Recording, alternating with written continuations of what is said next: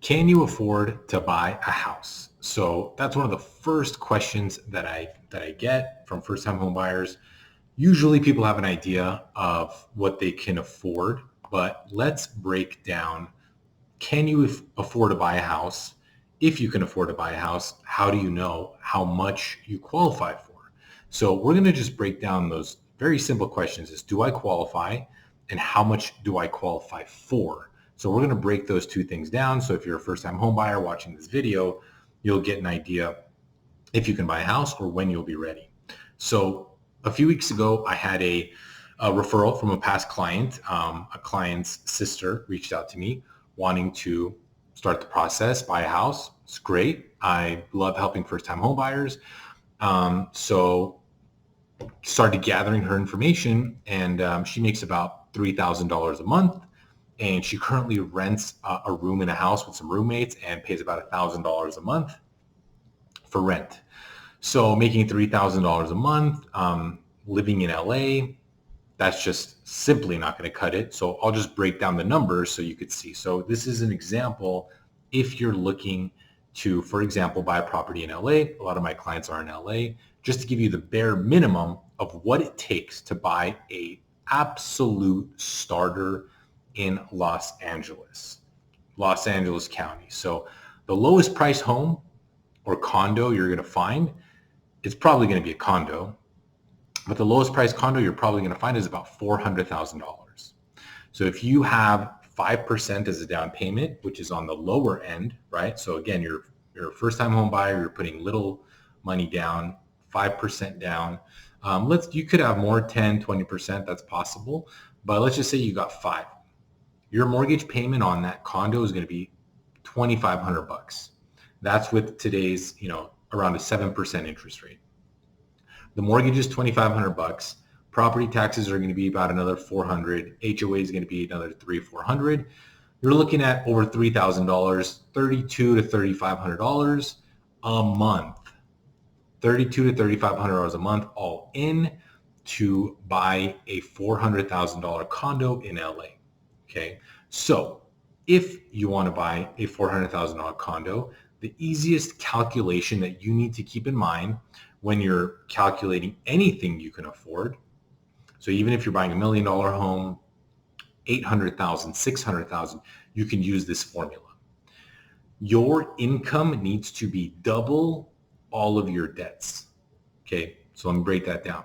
So let's say this example that we just talked about. We have this person who wants to buy a home. The mortgage payment is going to be $3,200. Let's say she has no other debt. If she has no other debt, 3,200 times 2, that's 64. That's how much she needs to make to qualify for this mortgage. $6,400 a month. So she makes $3,000. She needs to make more money, or she needs to find a co-signer. Otherwise, she's not buying a house in LA. Maybe somewhere else, possibly, but there's not a lot of places in America that you could buy properties for, less than $300,000 or $200,000. And she wants to stay in LA, so she's got to make more money or find a co-signer. But even if you're making more money, let's say you're a salaried employee, you're doing pretty good, you're making $10,000 a month. The easiest way to calculate what you can afford as far as a mortgage is take your salary. So if you make $10,000 a month, take 50%. 50% is $5,000. That means all of your debts cannot be more than $5,000 a month. And that includes the mortgage. So again, if you have no other debt, you can have a mortgage payment of up to $5,000 and still qualify. Now, again, if you want to reverse engineer this, you can do that too. So you make $10,000 a month, your total debts can only be 50%. So that's $5,000 a month. Now let's go from there. Let's say you have a car loan of $500 a month. If you got a car loan of $500 a month, subtract that from the $5,000. Now the maximum mortgage you can afford is $4,500 a month. So that's a very simple and easy calculation that you could do to figure out, what can I afford? Take your salary, take 50%. That's all of your debts. The other question that I get asked a lot is, what are the costs associated with buying a house besides the purchase price, besides the down payment? What are the other things that you have to pay for when you're buying a house.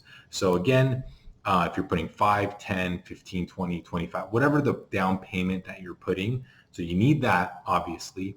In addition to that, very simple rule of thumb of what the closing costs are going to be. It's going to be around 2%, sometimes a little more, sometimes a little less. If you like to be on the conservative side, figure 3%. And if it comes in lower, great. You're prepared for the worst. And it comes in lower, you're still in good shape. So your closing costs are going to be around 2%. What does that include? So number one, you have to do an appraisal. That's usually around $500-600. You have title insurance, which is usually $1,000 or $1,500. You have underwriting fee. When you're buying a house, title and escrow help coordinate the transaction. They need to get paid, and that varies greatly between company to company. So it's very hard for me to give you a number because every escrow company, every title company charges different amount in their fees. There's not a set number. So appraisal, you also have home inspections, right? You got to do inspections on the home.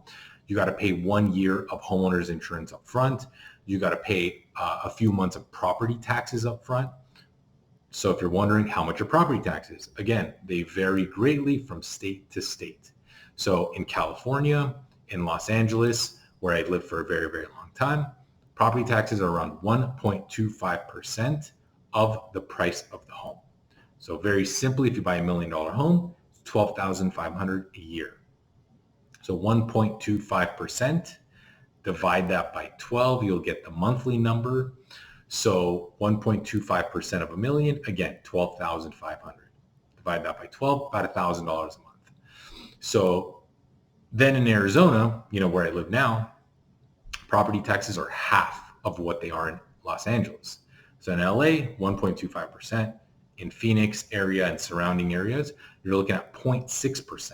So that same $1 million home is going to be $6,000 a year in taxes in Arizona versus $12,000 in California. It's going to be double. So instead of $1,000 a month, you're looking at $500 a month. So huge range. And again, depends state by state. Texas has very high property taxes. Texas has a 2% property tax rate. So $1 million home, you're paying $20,000 a year in property taxes. They don't have a state income tax. So on the flip side, higher property taxes. So again, that's another big expense that you need to keep in mind when buying a home. You have to pay usually anywhere from 3 to 12 months of property taxes up front. So if you got to pay 12 months of property taxes up front and they're $1,000 a month, that's $12,000 on your closing costs, right? That's 1% right there. And then you still have all the other stuff like escrow, title, appraisal, home inspections, all of these things. So that should give you a general idea of the closing costs that are associated with buying a house. If you have any questions, I would love to hear from you. Please leave a comment below. And if you found value, please like and subscribe, and I'll see you guys next time.